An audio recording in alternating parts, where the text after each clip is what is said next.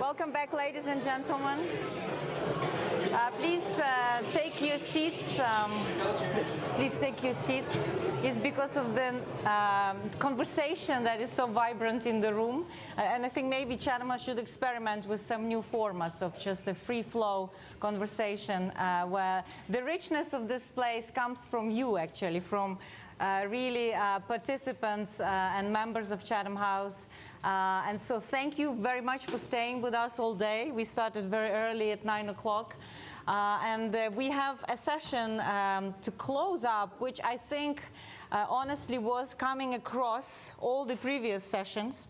And I think we would like to be as much as possible action-oriented and see how we can move this conversation forward. So my name is Lutsevych. I'm the head of Ukraine Forum here at Chatham House. We are live streaming this session. It's not under the Chatham House rule, which many people said they regretted that they did not participate in this kind of a conversation. But really, Chatham House rules is here to enable sharing information, not to offer any kind of secrecy. But I have an excellent panel, and we will be looking at the core issue of rebuilding Ukraine from the ground up, but also how this energy from the ground up can be reinforced and led by the national government to the benefit of that better new Ukraine. So I will introduce the speakers as I will address them with questions. And I would like to really start with a special guest that we have today, the Deputy Minister for Communities, Territories and Infrastructure Development of Ukraine, Oleksandra Azarkhina. Oleksandra has recently joined the team at the ministry as the deputy minister when there was a merger of several ministries, and is here to actually look how data-driven solution and decentralization can fuel recovery. And I think that she has an amazing experience actually in digital solutions, digital democracy that enables participation. So Oleksandra, I'd like to come to you and ask, there's that question about what is the vision of the national government for this community-led recovery? Because we do know Ukrainians want to have a stake. They don't want to be just, recipients of recovery. With the study we've run and that is circulated here among civil society organizations, 92% of regional CSOs say they want to help design the local recovery plans. They want to have a stake. So how do you see this energy could be directed, led, developed from your perspective, from Kyiv? Ukraine historically is a very decentralized country. For centuries, we've been under different empires, and frankly speaking, their horizontal connections, horizontal institutions saved our cultures and desire to build by our own under the strong institutions coming from the empires. And frankly speaking, I do understand that the success of the decentralization reform became possible exactly because we were ready for that. And it's not only about the self-governance, it's also about the risk management.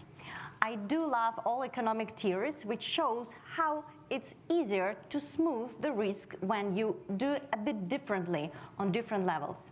And again, it was the part of our resistance. Russians who destroyed their self-governance years ago, they were quite surprised to find the starosta, the lowest level of the decentralization we have now in Ukraine. And those people, they took the burden to saving their people while being even under the occupations. Russians, they were looking for administrators, some, strong vertical decision-making centers, but our strength in the possibility to take the decision by ourselves. Given that, the principles, it's even more important than some, holistic approach, unified planning. That's not a pyramid. The only pyramid we can build here, it's somehow based on the people needs. When we are trying to answer your questions as a government, we are building, first of all, the structure, the architecture for the restoration. Here I need to mention three things. First of all, the prioritization. Second, the digital management. And the third, the way the decisions are taken about the money distribution. So first of all, last year in Luhana, we felt that we weren't ready enough. Yes, we were trying to build a plan, but we still were kind of lost. And probably it was fair enough to be lost in the middle of the war. This year, we're already fighting not only the questions about humanitarian transportation, the military logistics, but we're trying to build a system to bring Ukrainians home, to build a normal economic while fighting. And that's actually the key answer why we're rebuilding now. But having that, we understood that there are no need to build some beautiful, theoretical plan, but there are necessity to arrange the principles. That's why we started to develop the methodology for the prioritization of the recovery project. What does it mean? So we took the team from the World Bank, which are well-known experts how to rebuild the countries after the disaster, and based on their methodology, and together with the expert society, we created quite formula approach where you're counting how many people will get the access or these basic needs. How many people will come back possibly if the state or the donor will make this or this investors. Those are just indicators. So it's data-based, evidence-driven policies. For sure, it cannot answer all the questions how to prioritize if you're trying to build a policy. But that's the data which is needed for anyone to take the decision. So that's the first thing. The second thing, how we embed those prioritization into the financial and digital tools. Here comes our digital tool, which we call DREAM. That's a digital restoration ecosystem for accountable management.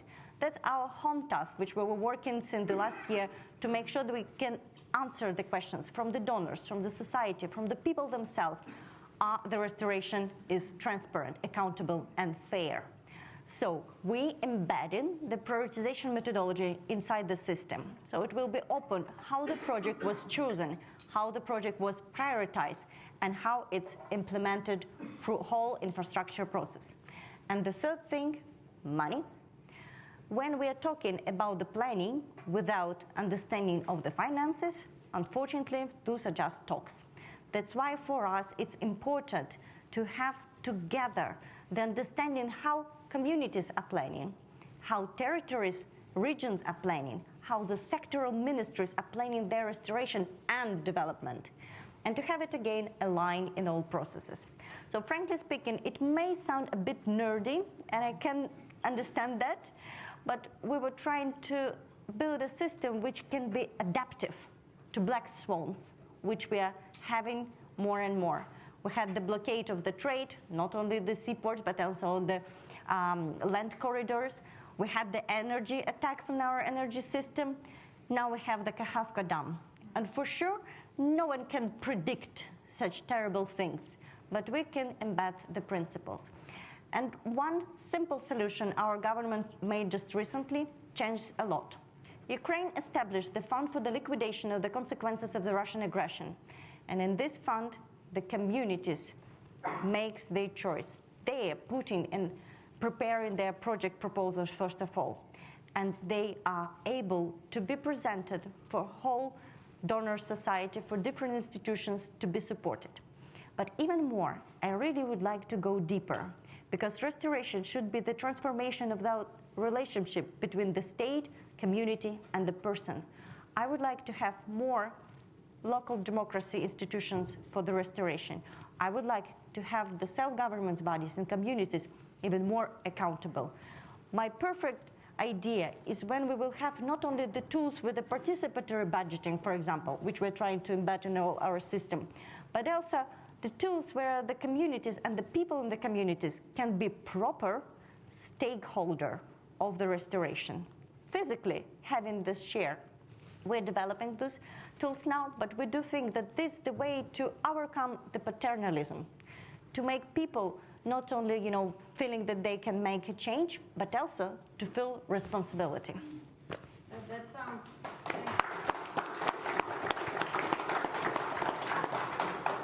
I think that sounds, what's the good word, really progressive, what you're saying, and in this country we'd say, because it's about collective ownership in a way of having a stake. Because it's in a way also about citizens being on a higher scale of participation, because you could run from consultation to actually having a city hall with a decision-making power and so on. And I think that it's interesting, maybe if I can ask one clarifying question before we move on. We've talked a lot about European integration and how that could facilitate. Where do you see Ukraine's accession process benefiting or maybe, being an obstacle? I don't know. For sure, it's a frame for us, very important frame which we chose years ago with the Euromaidan. And for us, it's a bit more than just bureaucracy or regulations. For us, it's civilization too. And I think we all share the idea that the Euro integration is already embedded in the processes of the restoration. Practically speaking, when we are talking, for example, on the community development, on the region's development, we're already working on the possibility to be ready for the regional funds EU have for our communities. And here, very important thing, when we're talking about the communities to play the leading role, we need to strengthen their capacity. That just to be true, because we understand that there are huge competition between communities, and that's good, but the role of the state and the partners, we really invite everyone to join in this fight, is to have better brains, better hands on a local level. The reform support team's architecture played a huge role to prepare Ukraine for the Euro integration process. Now, we need to focus on the local level. That's so true. And also, again, in that survey we've run of civil society organizations, a lot of them from the region, because you can segregate data from national and regional, the fear or the risk for recovery lies in capacity. I mean, we have a lot of impact of war on people. We have lots of Ukrainians displaced who immigrated. Also, they are damaged mentally and physically. So that is a huge challenge. So I'd like to now bring Ambassador McKee, USAID. She is the Assistant Administrator for Europe and Eurasia Bureau. And USAID has been, more than a decade supporter for exactly, civil society, participatory governance, decentralization. You know the system from within. Where do you see Ukraine's strengths in actually delivering what Deputy Minister said, and where do you see Ukraine really has to focus more to, to beef up its muscle in that participatory democracy? That's a huge question. We don't ask simple questions. No, but I couldn't agree more that recovery, restoration happens at the local level. It's the citizens and the communities who know what they need most. But I would say decentralization doesn't mean disconnected. And what's really important is what national level policy, resource flows, the dream system that you described, Oleksandra, are going to be key to make sure that that feedback loop and that connective tissue constantly from the national level government and resources and know-how and donor support and funds, that throughput is consistent, transparent, and reflects the voice of the people. I know we keep talking about community and society, and it's also civil society organizations and assets on the ground at the community level who can not only advocate but validate what it is that is needed, because it's going to vary. I mean, we keep talking about the order of magnitude, and it can seem overwhelming, but we see already community by community, recently liberated territories, restoring a sense of agency and purpose. And so our top priorities in recovery, restoration, and ultimately long-term development and being a leader amongst European Union nations is first and foremost the restoration of livelihoods. We have to ensure that the economy is able to function and better generate revenue, because the dependency factor on donor assistance is not, dependency is the opposite of independence, right? And it also, on an individual level, for those Ukrainians who had to flee when they return home, for the internally displaced person, so there's a macroeconomic issue, but there's also a very basic human issue. There is nothing more important than being able to feel that you have agency and responsibility over your life, and you can put the food on the table for your family. It's not about a handout, it's about a hand up. And so I think that the small and medium enterprises and looking at productive capacity, and whether it's in the energy sector and not depending on supply chains globally, but building that capability inside Ukraine, and all of the things that we're looking at for the vision of this modern, decentralized, agile, productive, independent, and economically strong country is going to have to start with that. It's I think, relevant, a lot of these descriptions of governance, because we are talking about how countries are governed now for the global challenges. Of course, Ukraine is trying to bounce back from war, horrific destruction and the scale, but the underlying problems of, environmental change, the disruption of logistics, the deficit with capital, the migration flows, all of this is happening throughout the world. And I would hope, like you said, that Ukraine would become a sandbox of a certain solution revolution, if you want, for governance. And you worked also in Indonesia, interestingly enough. So do you think Ukraine has this potential to share its digital solutions, its governance solutions worldwide? No question. And I'm really glad you raised Indonesia. I was there for a couple of years, and corruption was a huge issue. And it was undermining the social contract that people had with their government to essentially undermine and erode governance. And we worked really closely with standing up the anti-corruption institution. Okay, you need to stand up an institution, you need to stand up those checks and balances. But after a couple of years, what we recognized is that it wasn't an institution that was going to solve that. We needed to break the culture and create a community of accountability. And that means that citizens demand of their government transparency and accountability, and the government demands of their citizens to operate in the formal economy, to work with civil society, to ensure that social contract is not only restored but strengthened. And I think one of the United States' most famous speakers of the House, Tip O'Neill, had a quote, very famous, it's all politics are local. And it's true, all governance is local. And that means that it starts the faith between, and the trust between a government and its people starts at the very community, basic community level. And so with the systems and that commitment and creating a culture of accountability is not only possible, but I think Ukraine has already taken great steps while fighting a war to keep the reform agenda moving forward, and that has been remarkable.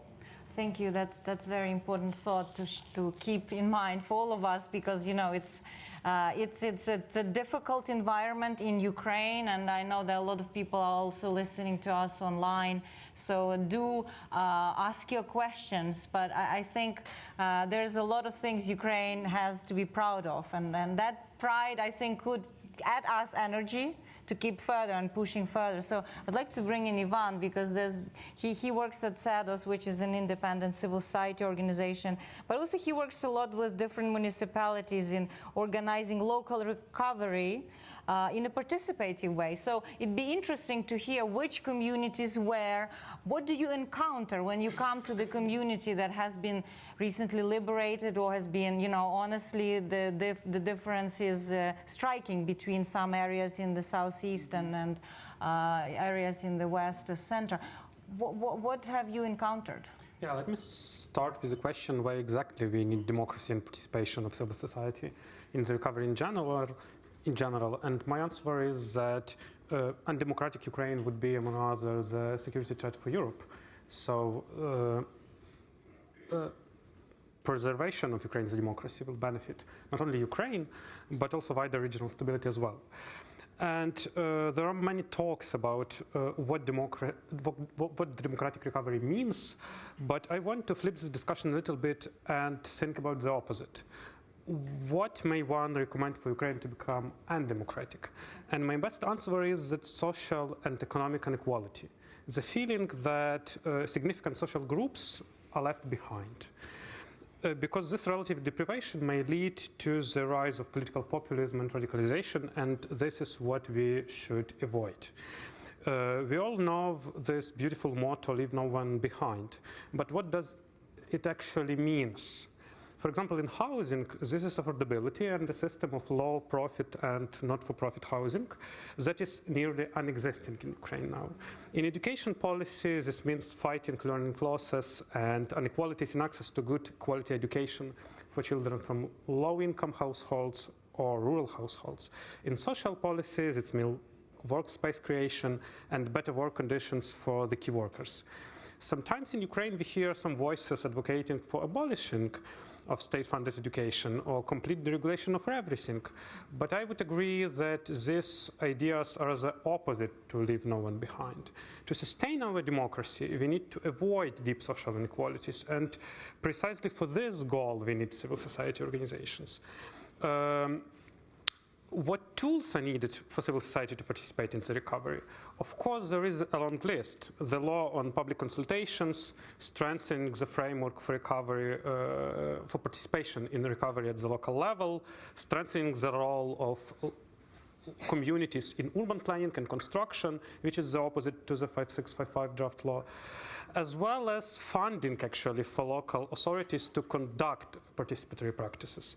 But my answer is that the lack of tools is not our main issue here. We need to improve how we use or not use our existing tools. Civil society organizations can precisely help with talking and listening to different groups of people by representing different needs of different social groups. NGOs and grassroots may ensure social economic inclusion and avoid this feeling of being left behind. For example, social dialogue is needed. It is precisely workers who will rebuild Ukraine with their hands. Social dialogue is also an important value for the European way of policy making, and this is a good lesson from European recovery after the Second World War. But I'm not quite sure whether we have a lot of unions representatives at Ukraine Recovery Conference. So persons with disabilities, workers, Romani people, tenants, homeless, elderly, Crimean Tatars, youth, veterans, LGBT plus people, IDPs, different local communities, and so on and so on. Civil society organizations represents all these different needs of these social groups.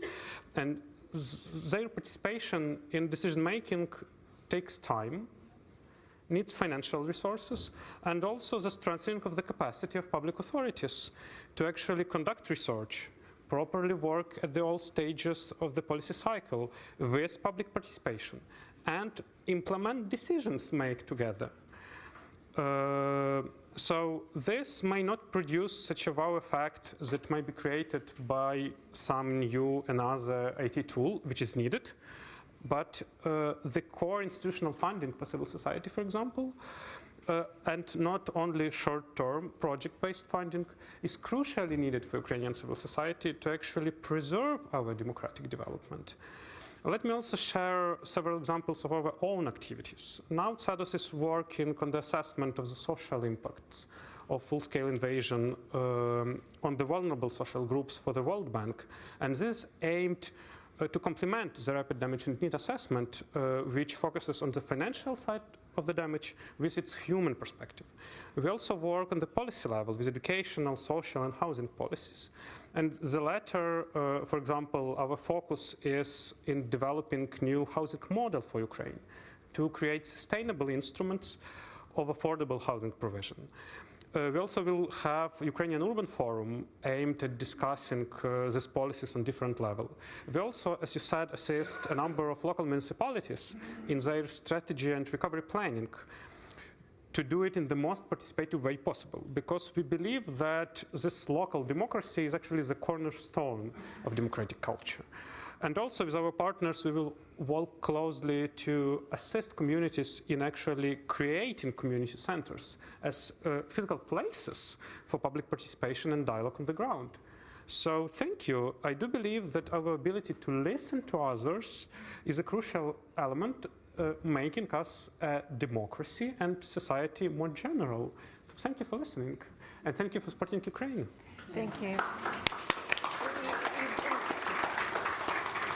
Ivan, I think you made the core point about listening to each other and also bringing its social and economic inequality into prosperity debate, because obviously unequal societies, they struggle to develop both, democratically and economically. And maybe if before I go to Richard, if Oleksandra, if I may just loop it in, because I think it's important. What is your experience with consultations within Ukraine? Because Ivan has described a very rich community of people working at different levels. Are you running some consultations, discussions? What process is needed within Ukraine between you and civil society leaders? So as I got the word, first of all, I will just add a bit. So for the democracy preservation, we need not only civil society institutionally supported, but the entrepreneurship. Private business is the basis for the civil society. That's something which we need to support right now. And the key question which we will put on a table tomorrow for the conference, you would like to support Ukraine? Support Ukrainian businesses, please. I know that I'm way more liberal than leftish at the CEDOS a bit, so that was the normal way of the communication. It's a Ukrainian Democratic and Republican Party talking. Our approaches are very liberal, and we understand that we will be there, and for sure we need to think about the equality, we need to think deeper about all social things which are happening. About the discussion, you mentioned the 56-55, that's a draft law we as the minister supporting because it's a part of the anti-corruption digital reform. And we already partially implemented this reform for the central government, and we are working to have this system on the local level as well. There are discussions. I'm leading the discussions, the consultations. I'm inviting you here as well. But the key thing which is important for answering your question, thanks to the digital projects we have, where the transparency is in the place, we have things to discuss. The transparency, when whole processes are online, that's the only reason to have it and to propose to the society. When it's all black boxes, as unfortunately we do have now, that's not working. And we already learned that we have Prozoro. Of course, Prozoro hadn't, fought the corruption in the procurement, but because of the transparency, we made it less. And for sure we understand that it's the only way to engage all the society, including civil society, experts, private companies, which just having the possibility to analyze the procurement and make that statement. So that's why we're insisting on that reform, and I do think that the public discussions are important. And for sure, for us, for me personally, I'm trying to organize all our work together with the civil society, and I do think that whoever is working with us can prove that. But something which we need to develop more, it's also the culture of the discussion. I think we have only one enemy to hate now, and that's not the leftish or more liberal citizens. Right. Well, there's ideological consensus on the enemy. That's good. We can move next to Richard. Actually, it is a good segue to what Oleksandra said about the private initiative, private enterprise. One way or the other, Ukrainians will come back, will see the future in Ukraine if there are jobs, if they feel rewarded, that they can make their dreams come true with the startups, with cultural projects, you name it. I think it's about ownership of that local initiative. You've most recently started the Ground Founders, New York-based. It's Economic Development and National Security Foundations, and you will make investments, impact investment in supporting emerging entrepreneurs globally, but with the focus on Ukraine and hopefully some in Ukraine. So where do you see already this potential for Ukrainian entrepreneurship, and how we can boost it even more if Ukraine needs this double-digit growth to bounce back after war? Yeah, thank you very much, Orysia, for such a great event first, and for panelists and for your team, and for that great question, because actually we have to support Ukrainian entrepreneurs, because it's economic development and national security of Ukraine at all. And doesn't matter the industry and what those entrepreneurs deliver in Ukraine, we have to support everyone. Why?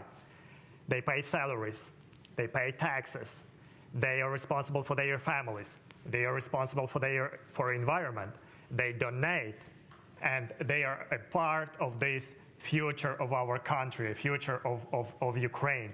And I really like the message in terms of culture and values, because it's the most important. We have to build this community of responsible business leaders and investors globally, not only in Ukraine, but Ukraine, it's a beginning of this building global responsible business leaders and investors. And we can show to entire world what is this to be a responsible business leader, how to deliver, how to make an impact, and how to change this world.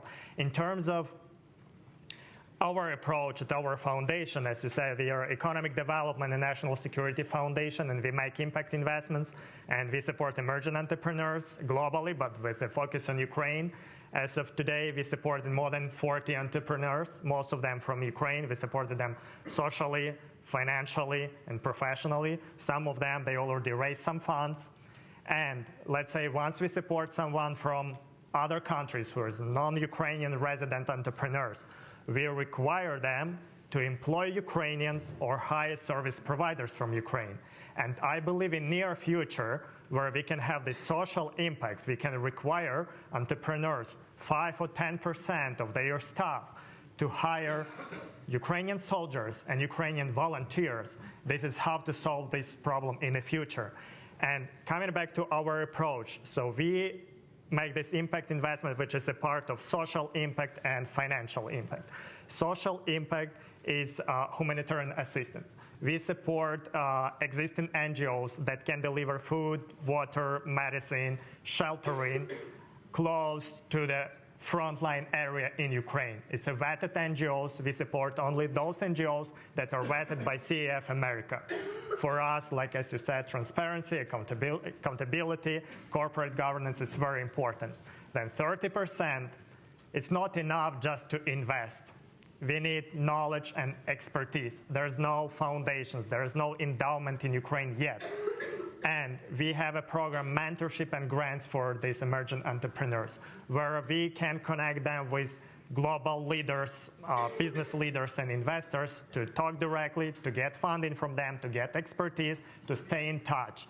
And 50% of our funds, we accumulate this capital with a purpose to establish the first endowment fund for Ukraine and to invest into venture capital and private equity funds that invest in Ukraine right now, and they're planning to invest in Ukraine in the future. Because to invest in Ukraine for newcomers, for new funds, you have to have such an investment strategy. You cannot, like this, just I decided to invest. It's at least 24, 36 months. You have to speak with your LPs, you have to speak with your co-investors, you have to have an infrastructure. So this is the way how we can support, like with social, make us deliver social impact as well as financial impact. And altogether, once we, let's say, I would be happy to invite as much as possible venture capital funds from the US and all around the world, as well as private equity funds, to build an ecosystem and competitive environment in Ukraine. It's not enough to have 1, 2, 5 funds in Ukraine. But the most important is not only funds. We have to invite other global talented entrepreneurs to come to Ukraine and run business in Ukraine. And this is actually, now we convinced one company from the US, they are opening an office in Ukraine. Guess where? In Ivano-Frankivsk region, Bohorodchany Rayon. Because there is no reason to come to Kyiv. It's a big city. We have to develop local economies. We have to support local communities. This is where we believe how entire country is a big country, it's a huge country. And one Ukraine, for me, it's two countries, it's the United States and Israel together. It's a one Ukraine. Fantastic. And then Yeah, let's hope that your fund, I think honestly will get a lot of traction, because Ukraine has been starved for capital way before the war, and now with the war you have another layer of a challenge that we've discussed in the previous panels. But of course, Ukraine well. It has amazing talent. The fortitude is Ukraine's also second name, and I think that. If you build these personal relations and mentorship, and I think this is a very important program, I've noticed with the start of the war how important it was for Ukrainians to know that somebody has their back. It's not necessarily about money, but that somebody, when they have a crisis, a question, a rapid need to address, there's somebody down the line who is in safety and is there to back them. So this is the whole invisible network, I think, that helps Ukraine stand on its feet, even now under such horrific assault. And actually, in terms of mentorship, the statistics say that the probability of success 30% bigger once you have a right mentor. And like the probability to become unicorns is 0.00006. But once we talk about global unicorns with Ukrainian founders, Ukraine is the top 5 countries in the world. Like Israel is a 5%, United Kingdom and Canada, US is a 2.5%, United Kingdom and Canada 1.5%, and Ukraine 1.29%, which is extremely high. It's a very competitive people, competitive founders. All they need to have this access to knowledge, experience, and to work with the right people who can help them to scale and to compete globally. Because we need these dollars in Ukraine. And we need these talents in Ukraine. That's why we are all on Ivan's side for the education. Right. The education, that's the source of Ukrainian resistance. Yeah. It's so important because, as we've seen at the human capital session, the education has really been impacted with a lot of online. Yeah, everybody was to clap. Okay, let's clap. Let's clap. Yeah, and it's if you were not at the human capital session, but at the integrity session, you can we'll share the video the UNDP did about the impact, and education is severely impacted, and it is a foregone economic opportunity for Ukraine's future. But let's open the floor to discussion. We have an amazing group of people here, so I'd like just to see who has a couple of, yes, in the front row, and then, here. Yes. Hello. Just introduce yourself. Oh, my name is Trisha de Borgrave. I'm a current affairs writer, but today, in this capacity, I wanted to just bring up the importance, actually, what hasn't really been mentioned, which is the role of social enterprises going into Ukraine, because we represent a social enterprise which scales up quite quickly. It's very agile, it's efficient, it's transparent in terms of its funding. It goes straight into sort of local level. And why I want to mention that is because when you're small, and I hope this is inspirational to others who might have these small social enterprises that they can bring in and hand over, to be honest, because then that local community takes it. So we are something called Farm from a Box, and we are totally organic, sustainably, a smart way of growing high yields all year round. It's IT driven, so you need IT experts running it. And then we have deployed it in lots of different parts of the world where there is urban damage. This is not agro-business. This is urban damage. This is soil degradation. This is sort of unpredictable sources of water. And we've done it, actually, I just have to say this quickly, but we did it in an area where, and it doesn't have to be like this, but where it actually was addressing the needs of veterans who were suffering from PTSD. This was in America, actually, in Virginia. And we started with 2.5 acres. So you have a container that runs this, monitors it in a really smart way. It grows anything that comes out of the ground. And from 2.5 acres, they went to 6, and they now have a whole market economy. Now, obviously, I think it goes up without saying that when you allow people to work in that kind of environment where you're growing something, producing it, creating a market, having volunteers, having that community, that's like that's like therapy, because it's not just about talking to somebody else, but feeling very, very useful and productive. So the reason I hope that this gives incentives and inspiration to others is that it's a microcosm of what everyone has been talking about today. We're not going to be the solution to the $1 trillion worth of reconstruction, but we will be the solution to recovery at community level. This goes directly into that society, whether it's SMEs, whether it's individuals, volunteers, civil society, local council, local municipality that helps us. As fewer partners as possible, so that these things are up and running within a month or two, and then you create the produce. And we can afford to go into higher risk areas that possibly could start to feel a little bit forgotten. And secondly, because we don't have a problem with insurance. Because we're not a big housing complex, we're not a big power plant, we're not going in there as, with schools. So if something happens to us, we just pick ourselves up and start again. So I hope that everybody in this room who has these kind of ideas or they have these initiatives, it is a very, very compelling way to go in there. And then it gets handed over, and it's amazing what grows out of that. Thanks. Thanks. Yes, yeah. Katerina Pavlov from a German NGO, CRISP. I have a question to the Deputy Minister. So for the Ukrainians to be willing to go back to Ukraine, they probably need to have some sense of belonging.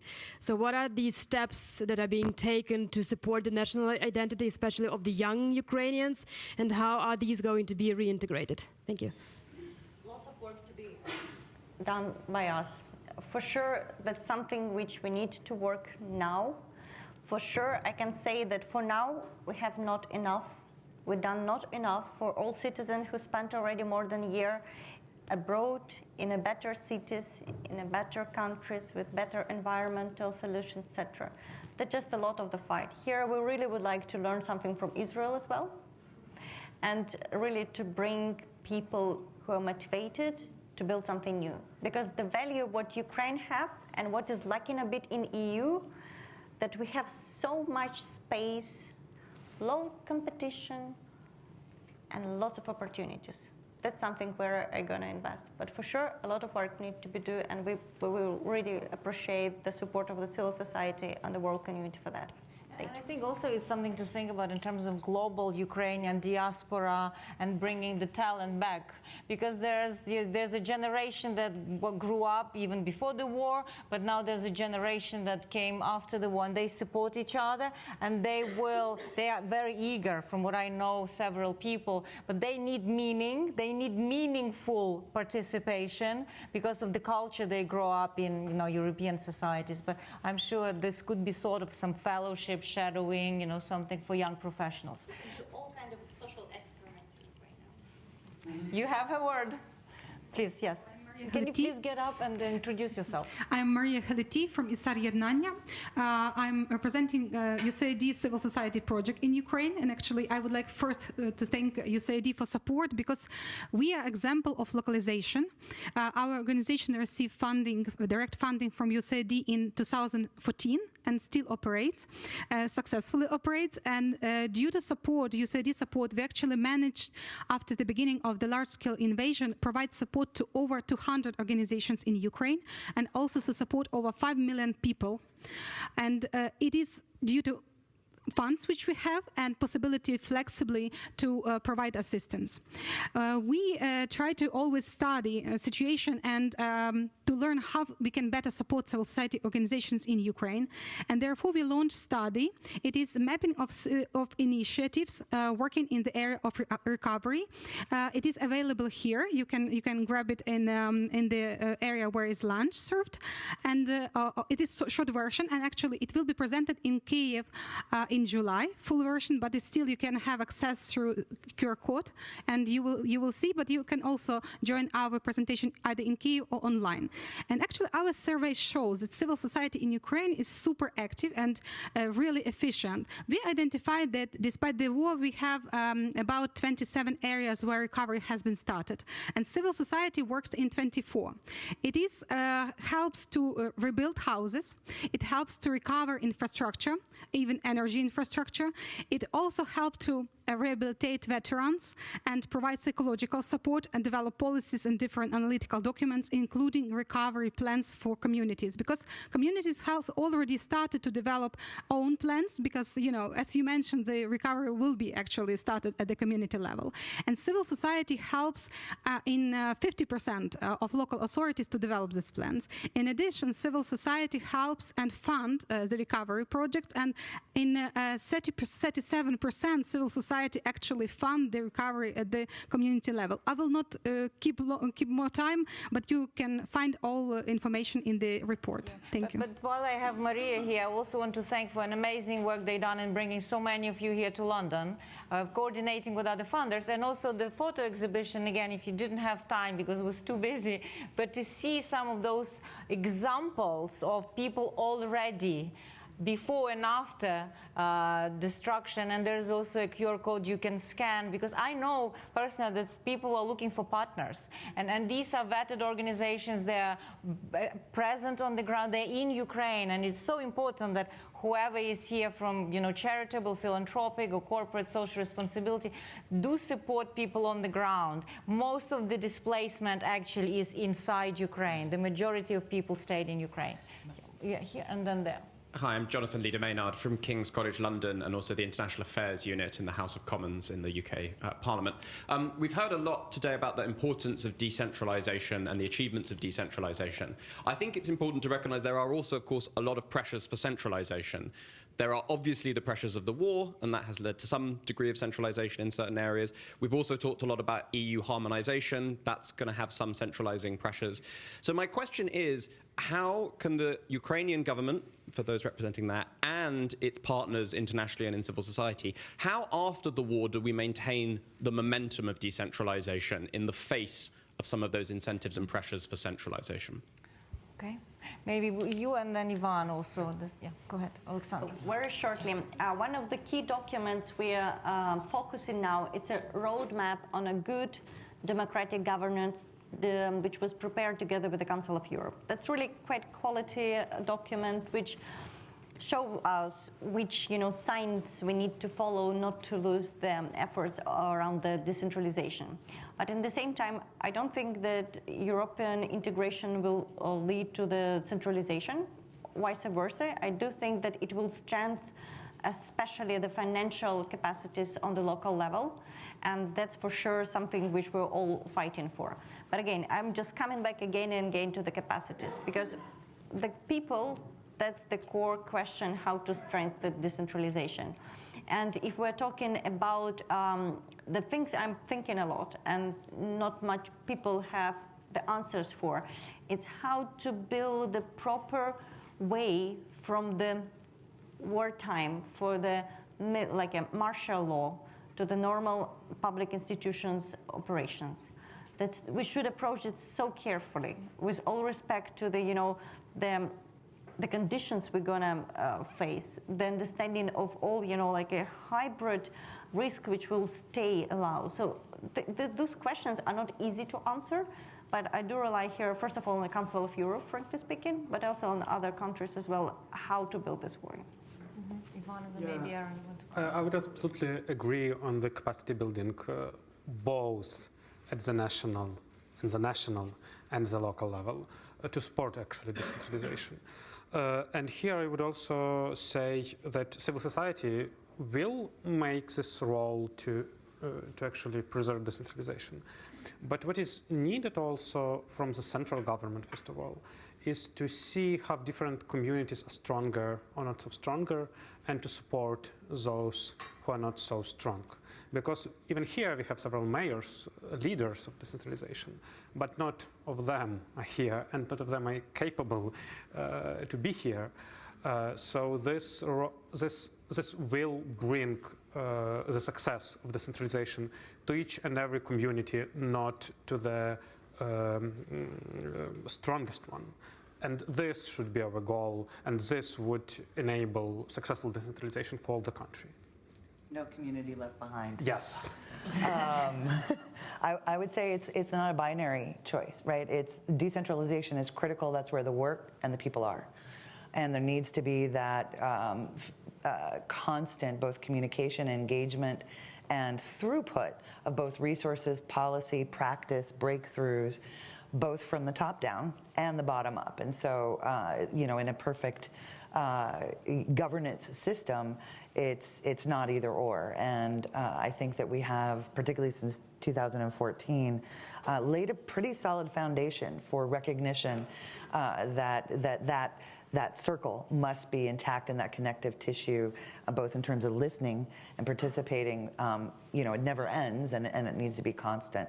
I will throw out one, not caution, but I've worked in a couple of countries where they had big bang decentralization and they leapfrogged, right? And so you can't forget, it's not just the municipal or community and the national government. You've got the regional, oblast, et cetera, and that policy making, resource, capacity gaps, all of that needs to be looked at holistically so that your governance of the entire country is that much stronger, because everyone understands where the needs are, where the opportunities are, and they're talking. There's a term that I think describes a lot effective governance, which is collaborative governance, where each participant plays to its strengths. Obviously, the national government is here to drive strategy and to mobilize resources and to build these complicated funding instruments, we were even discussing in the previous sections for investors to come. Civil society has its strengths to play, the local community leaders, the volunteers, the youth. And I think it's very complex and fast-moving and evolving field, even in any political science these days. So I think we have to be very much on a steep learning curve and to honestly model things, try. Until we hit the ground and test it, it's hard to know if it will be working. And I call in on private foundations here, if they are here, to experiment. They are not operating public funds. They can afford taking some of those risks and then hopefully scale with the help of development finance, public funding, IFIs, World Bank, and so on. So let's move along the room. Yes, here, and then the lady over there in the red. Thank you so much for wonderful discussion. Really, what I will be telling you is very much resonates with what everybody said. My name is Viktor Lyach. I represent East Europe Foundation, Ukrainian NGO, and let me talk to you with 30 other voices of participants of the another side event we conducted with organizations from Ukraine and Britain, and we covered building consensus, practical proposals for a socially cohesive reconstruction of Ukraine. For one day, we decided to concentrate our efforts on building and doing a next step after Lugano. So taking Lugano principles and develop very practical recommendations for everybody, including us. So I think this is a mental shift that usually NGOs, they're producing recommendations for the government. Yes. But we, in contrast, we wanted to produce recommendations for everybody, including us, what we would like to do. Understanding that it's only beginning of the process of development of practical ideas, what should be done at community level. And we structured our discussions into 4 particular areas. One is evidence, and we produced a number of recommendations how to build recovery projects based on open data, taking into account the situation that open data are closed at the moment, how to make sure that they're evidence-based, how to increase capacity of government, civil society, and media to use open data, how to include AI in the process of making decisions, etc. We discussed a topic called voice and how to hear all types of groups, including Ukrainian abroad, IDPs, veterans, family of veterans, people living in rural areas, and we produced a number of very concrete recommendations. Then we also discussed the area of we called care, and care is wider concept than service. And again, civil society organizations produce a lot of very practical recommendations how to make sure that services are accessible, easy to get, and available for all types of different kind of target groups. And then finally, we've been, and very, very important that we understand that dignification for every particular group of Ukrainians would need to be in place, and we have some ideas how to do that. In the final turn, we've discussed Ukraine and future and produced some wonderful and ambitious ideas for Ukraine in 5 years. So, Ukraine's participatory recovery is a Facebook group. So please join us. We understand that it's only beginning, but we are welcome to participation of all organizations. Please do come, take a look, give us ideas, share your advices, and participatory budgeting. Thank you for this, Oleksandra. Thank you so much. That was included also. We are happy to circulate also your document to participants in the post-conference email if that is something interesting, because there's been a lot of material coming up.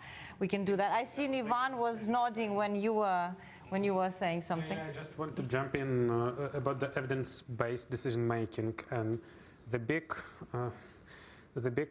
homework we should do as a country is to actually have good quality data and statistics. Because it's nice to have open data or something like that, but just simple standard statistics produced by State Statistics Service is needed to actually measure what we have done. So do you have some visibility with the statistics you're getting now? So, frankly speaking, I'm quite happy that we are building not only DREAM as a tool to manage the restoration, but also geoinformational system for the regional development. It's actually based on the indicators coming from the EU on the region's development, but it also our way to gather proper data.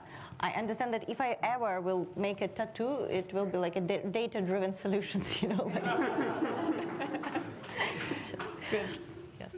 Hello, everyone. My name is Sofia Melnik. I'm an activist with wide experience of working with or within international organizations.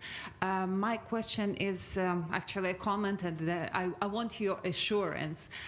Somehow we are discussing recovery of Ukraine, and we expect that, okay, when the war is over, Ukraine will be united with this new updated identity, and the people will be up and running and happy recovering Ukraine without really thinking and reflecting on what had happened and why it happened and why they were fighting and what they were fighting for. And actually, we're really overlooking culture and the aspect of culture in recovery of Ukraine. It's my personal opinion. Tell me if I'm wrong.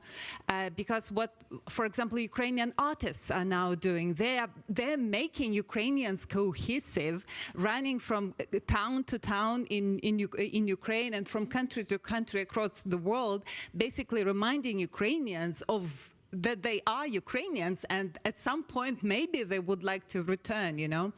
And also I want to remind you that basically it is cultural objects or cultural institutions that are the major targets of Russian army, and it's the artists that they killed the first when they enter, the artists and activists when they enter the community. So I just want to please please assure me that any recovery plan, international recovery plan, does have a section on assisting and on supporting cultural initiatives and culture as such, and rebuilds cultural institutions. Thank you. Thank you. It's a point we've heard also in the morning from the Deputy Director of Ukrainian. Let's give Erin and then you, Richard. Just really quickly, with our partners and allies around the world, we have recognized this a lot of during the conflict.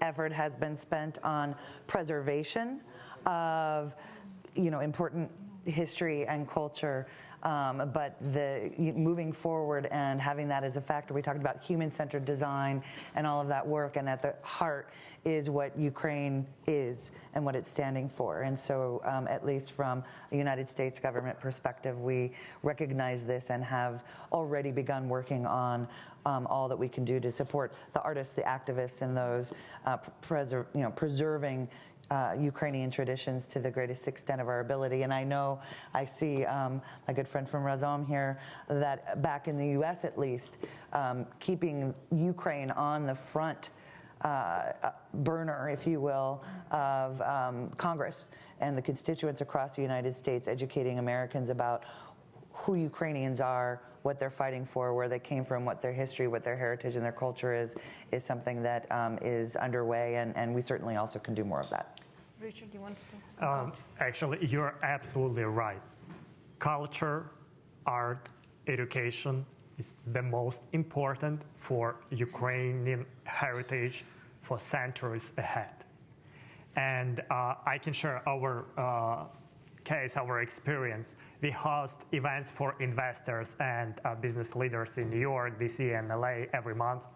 And we usually invite some Ukrainian culture, or like we had a guest like Tina Carroll.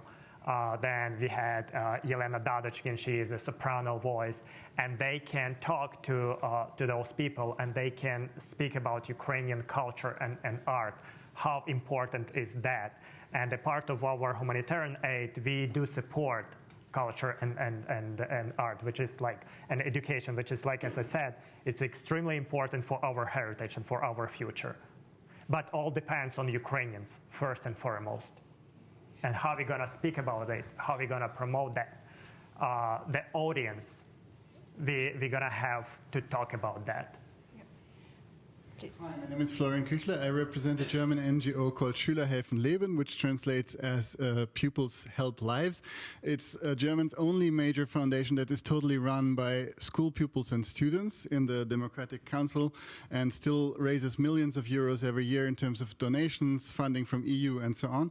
And at the moment we have a psychosocial support and workshop program and so on, which has just raised another 1.5 million almost of EU money. That's just about to come for helping IDPs in Ukraine. But we have also, together with a partner, make.org, done a major consultation, which I think will be relevant for many here in the room. That consultation has consulted 20,000 young Ukrainians in what they actually want, what is important for them to rebuild Ukraine. And they have come up with 678 proposals and almost 300,000 votes on those proposals. So you can see which ones are unanimous, which ones are contentious. And if anybody would be interested in this 73-page document that came out of this huge thing, I'm happy to share. Unfortunately, the paper copies got stuck in the post. Afterwards, please. I can share that with anybody in digital form. Yeah.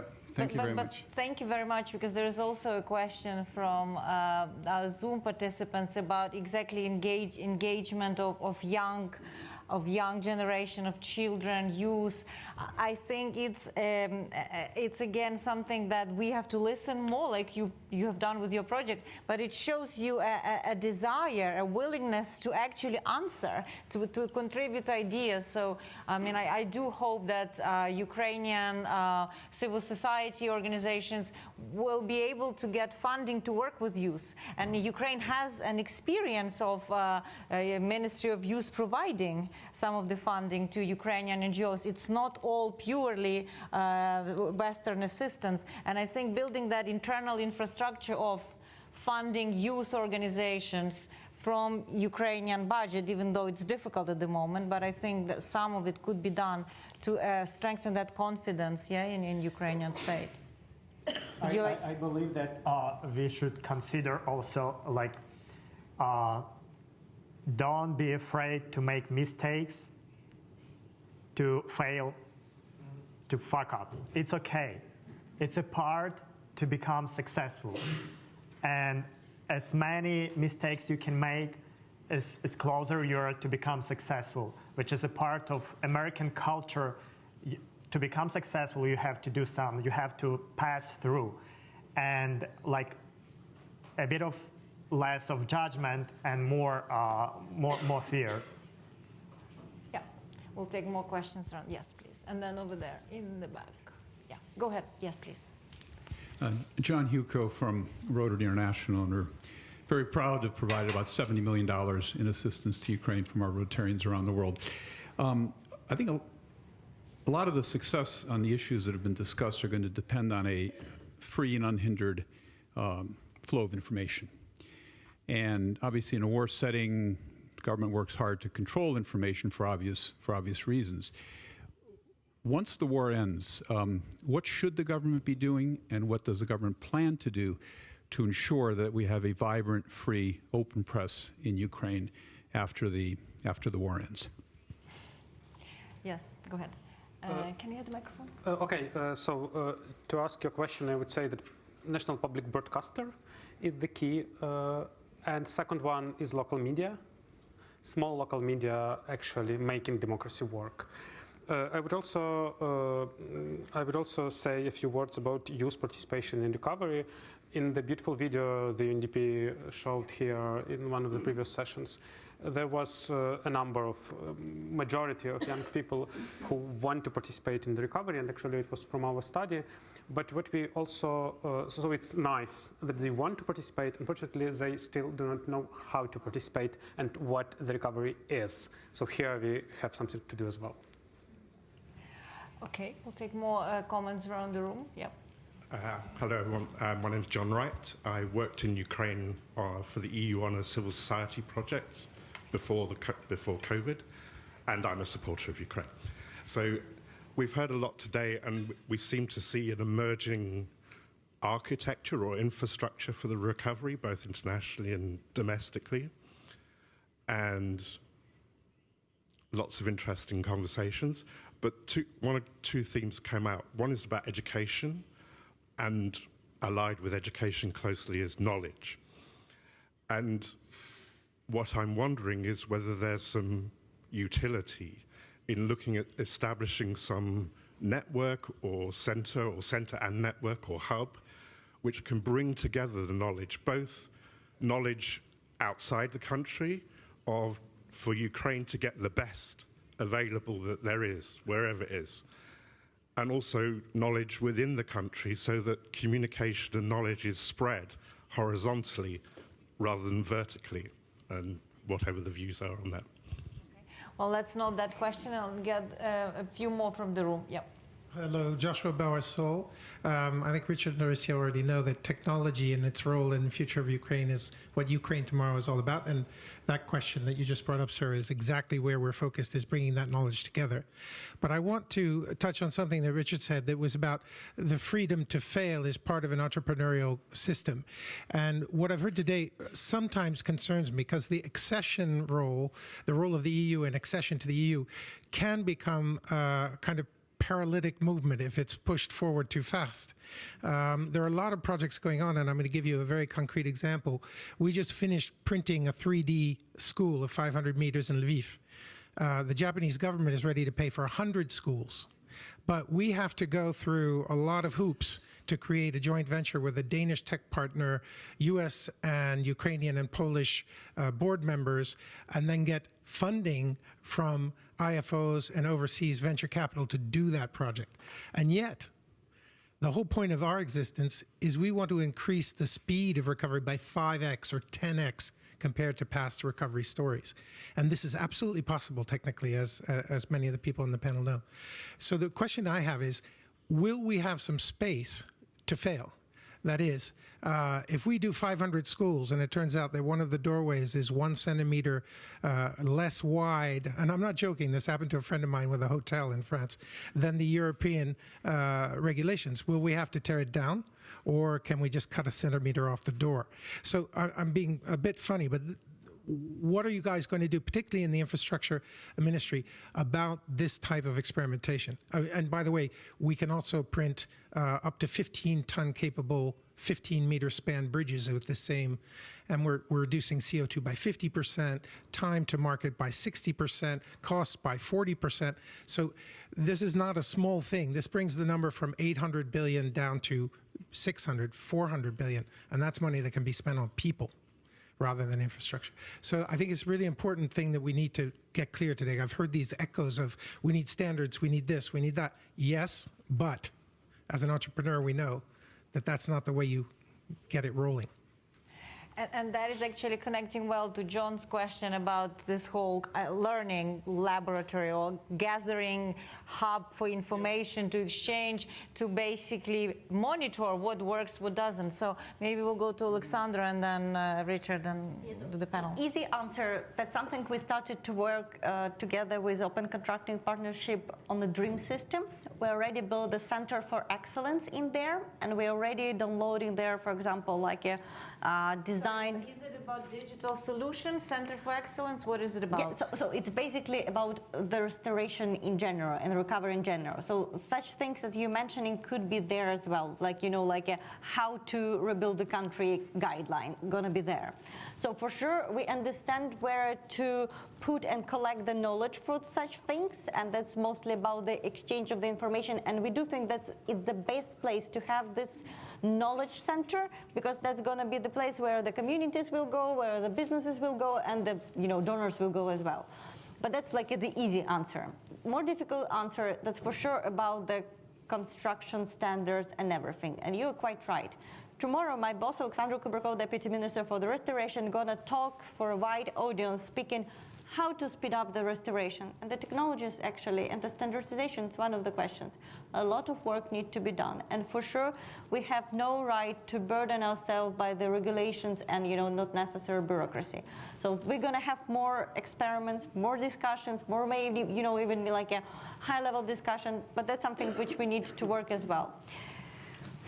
Yeah, we think we basically want Sorry, we need microphones because of the streaming. Yeah. We just cannot, yeah. Share your pain. So I want to bring back this question of technology, because you have, Richard, good connections, in the Silicon Valley, and you spoke about unicorns. Most of them are in tech sector. And then I want to bring in Erin with USAID and development. Where do you see opportunities? It's actually a very good question in terms of community, to build this community. Probably the best way to learn is a joint ventures, when Ukrainian entrepreneurs can have joint venture with American, Canadian, or European entrepreneurs. They can run business together. One of the good examples we have is Unstoppable Domains, where a Ukrainian entrepreneur together with American, they run a unicorn, and they can learn after each other.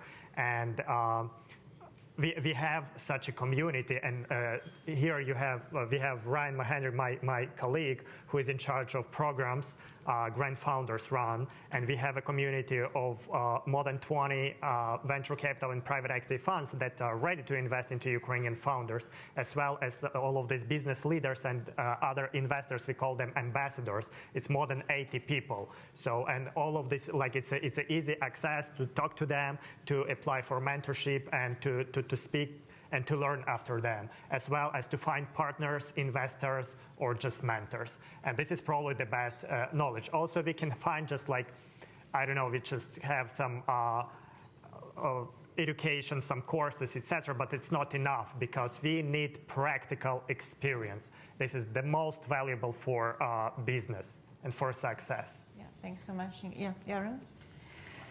I would say back to entrepreneurial spirit and IT innovation and explosion. This was the sector of Ukraine's economy that actually grew last year during conflict, during war. And that's a testament to both the innovation, but also the agility that technology enables, after coming out of the pandemic, and I'm thinking of globally of the poor kids, who suffered homeschooling. My daughter's never going to be the same, but and now compounded by the conflict and the tools, though, and how everybody responded to be able to at least maintain virtually a sense of community, make those connections, make that outreach. A lot of that generated from Ukraine, and so I have no doubt that the capability is there. We've seen it. I think it's going to be really important, to your point about failing and building up that knowledge and making sure we don't lose both the next generation, but they're harnessed as part of this endeavor to be intentional about that, and really focusing on not only what we know is possible, but taking the great success despite war that Ukraine has already demonstrated to the rest of the world in certain sectors, agriculture and IT being two the most that pop to mind. I want to bring in Ivan, because you work in Ukraine with so many different communities. Do you see the need for that kind of knowledge accumulation center? Is something that Oleksandra was talking about as a center of excellence? Do you know anything about it? Or? Yeah, I would say that in this beautiful brief, we have the point to establish an independent cross-sectoral recovery facilitation unit, and this is actually what is needed. Do you think it's a good idea? Yes, of course. I think that this kind of facilitation between these different stakeholders is what we lack. And also, second bottleneck is public servants on different levels who just do not need enough capacities to manage all the requests and information. So for you, it's not just knowledge as such of best practice, but it's the place where you bring all these different players together. There's a subtle people difference. with time to communicate with other people as well. Yeah. Okay. Let's take two more comments from over there and then here, please. Yeah. Hi everyone. Juhani Grossman, Basel Institute on Governance. We have the pleasure of working with Deputy Minister Azarkhina quite closely. I've been thinking throughout the day and also in this panel about the different elements of integrity and the restoration process, right? I mean, that's sort of what we do. And we focused a lot on government, we focused a lot on donors, on systems, and we're having these conversations assuming that the private sector is never a problem in this case. And let's be honest, sometimes this private sector also is a problem, right? And so I wonder what the speakers think about the potential of an activity that we've seen as quite successful in other locations for potential bidders on the restoration process, something like an anti-corruption collective action or something along those lines. Thank you. Interesting question, and also just to add to Johanni's question, as part of my research, when I was asking about the risks, what are the risks of civil society's own engagement in recovery, was actually a talk about a lot of, gone-goes and organizations that will be set up by party-affiliated groups.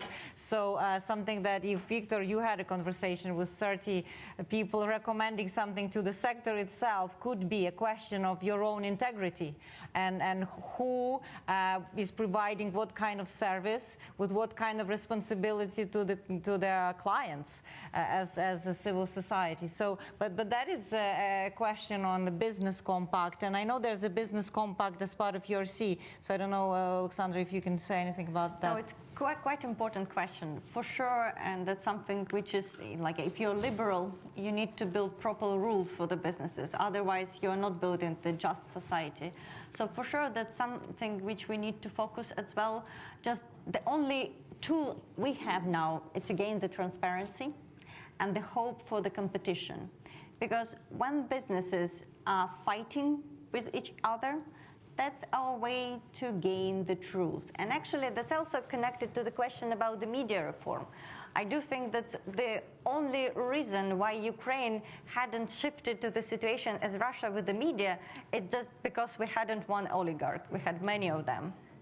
Now that's the moment when the public broadcasts need to be supported, and now is the moment where the competition, it's one of the key questions for us to find someone to stand up and say that's not fair. And yes, civil society couldn't be allowed to answer those questions because yes, unfortunately, it could be bribed as well. That's why the fight against the corruption, it's all about the ecosystem, all about the equal rules, and also about the responsibility. I do think that we need to be, let's say, I think many of us waiting for the end of the world to talk even more directly about all challenges we have in the society. But the moment where we all feel and share that we are building one country and we want to have it a really better one, that's the moment when we can fight it on each level. Yes. And just probably the final word for me. No? We'll still go to final words. I have two more. I have time for two more comments from the floor. Thank you very much, and I do understand, and we My name is Erin and I work with Western NIS Enterprise Fund. And I think with all this conversation and comments, we understand how big and difficult this process of rebuilding is. And I do not agree we have the right to fail, and I will explain why. Because while we are fighting there, so many people are killed, so many people are injured. I think we don't have the right to fail the victory, as we always say this. So my question will be related to what are the risks you see if we don't manage to, or if we do lots of mistakes. I don't know, I live in Poland currently with my kids. I want to get back, but I already think how I will explain to my kids that the parks and playgrounds are much better in Warsaw, which is so close to Kyiv, you know. And then again, what I'm trying to do, while not just waiting to explain and working with cities and municipalities, during COVID time, I wrote a book, a kid's book, because I know a lot about cities for adults, but I kind of translated it into children's language. And we did a pilot program for schools, and I think it's very important to teach how to become responsible citizens, you know, and then they will teach their parents, like me also. So the question is, what the risks are, because I do believe that there might be even another wave of immigration, you know, and then that will be the last chance. Maybe it's a sad question, but I think we need to think about these things as well, not to, like, to be prepared and maybe not to make mistakes. Thank you. James, yeah. I possibly have the mirror image question of yours. James Nixie, Chatham House, work with Orysia. As it's the last question, the year is 2033, 10 years from now. Where is Ukraine? What does it look like? And maybe where are you? Well, I think we'll leave your question as the last question to all the panelists, because it's an excellent rounding question. But what Ira just said about what are the risks if we do it wrong? Who wants? Yeah, you start, and then we'll go this way to Erin. Yeah. Let's start with Richard, and then. Yeah, please. I'm speaking about small and medium entrepreneurs. I'm not speaking about the government. Everyone can make mistakes and fails, but like not fatal mistakes and fails. Me personally, once we talk about war, my best friend, my soulmate, he was killed last year in May. My cousin, he was killed last year in July. My childhood friend was killed in Bakhmut last month. 5 of my cousins, they are in the front line. They are fighting right now, some of them in Zaporizhia, Kherson, and Donetsk. So I know the pain, and like we don't have a chance to make fatal mistakes. But once we talk about small entrepreneurs, emerging entrepreneurs, they have to understand that they can try and they will have support from society and from entire country. This is very important for Ukraine, this support, and lift up and support each other. So that was my message. I brought my child from France in July last year with a simple thought that the evil is so big that, frankly speaking, there's nowhere to run. In Kyiv, during the night sirens, when I'm praying for him, I have very strange background in my head with a God saying that for his life, I would like to fight for others.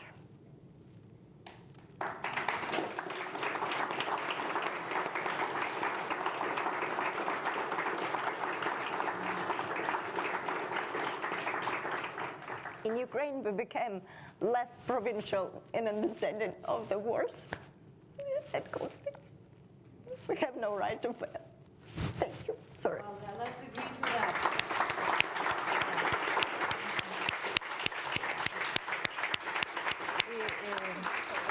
Because for Oleksandra and for Irina and for millions of others, it's not a policy theoretical issue. It's the question of on one hand, daily survival, protecting what is the most dear. It's the future, it's the children, and I think it's that's why I think, because and thanks to people like Oleksandra, like Irina, and many of you in this room, I know that Ukraine will succeed, because that is the strongest motivation there could be and the strongest intention there could be to pull Ukraine out of this horror into the light. And I really want to thank you for your daily struggle, not just not being a mother, but also being a high-level government official. So thanks for everything you're doing.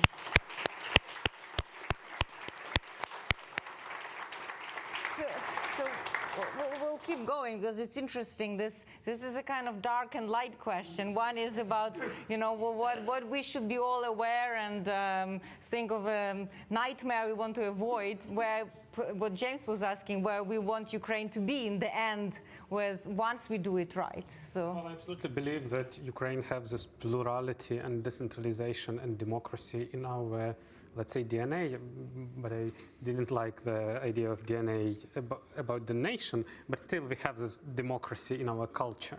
Yeah, and I do believe that because of this plurality and democracy, we can have corrupt NGOs and corrupt businesses and corrupt authorities, but still many more not corrupt. And this plurality and choice, and we can make this choice and listen to all of them, and not only one, not only someone. And because of this conversation with different people, we can get the best answers possible and not to fail. So this democratic mindset is our chance to be in 10 years a full member of European Union and NATO and have peace in all our territory. Yes, thank you. So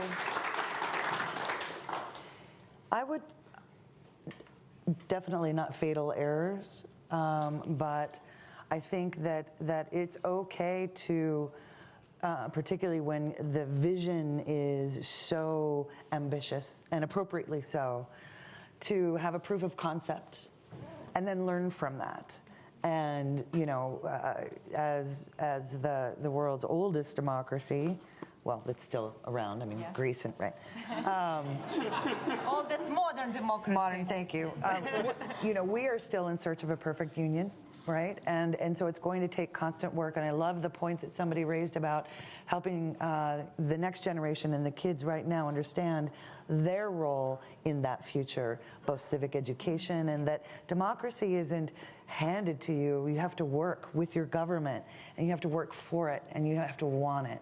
And so to answer your question, in 2033, Ukraine will be secure, independent, sovereign, prosperous, and inextricably linked to the West with a strong cultural history, national identity, and no brain drain from the kids.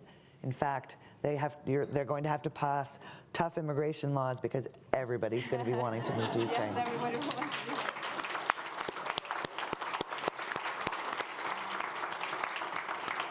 Well, what an excellent panel. I mean, I think for me, really, my kind of fear, if we are speaking to that, is that we may kind of lose some of that trust that we built, standing shoulder to shoulder while fighting for Ukraine's future. And I genuinely hope that trust can be embedded in all of these processes we are discussing about, through transparency, through participation, through digital.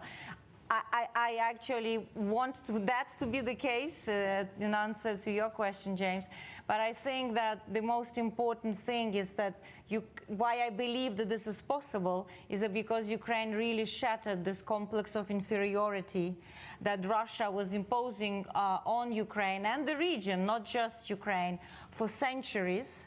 And Ukrainians are very self-aware of their strengths now, because obviously you only learn it when you're vulnerable. You only become brave when you expose your vulnerability. And I think all people today on stage with their work, with their commitment, all people today in the room, and all people you'll be meeting throughout the week in London who came here to discuss about Ukraine's recovery are actually genuinely contributing to that success. So I would like to thank all of you for being with us today, for kicking off this official program of the URC with more discussions to follow. I would like to ask you to join me in the round of applause for the session that I thought was really good.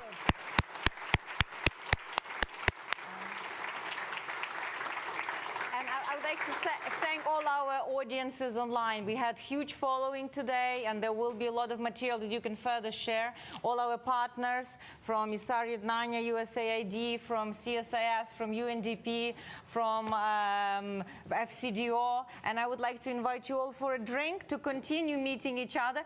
Make sure you look at those pictures on the walls if you didn't, and take notes of these brave Ukrainians who really inspired all of us to keep fighting for what Ukraine will be and is. Slava Ukraini!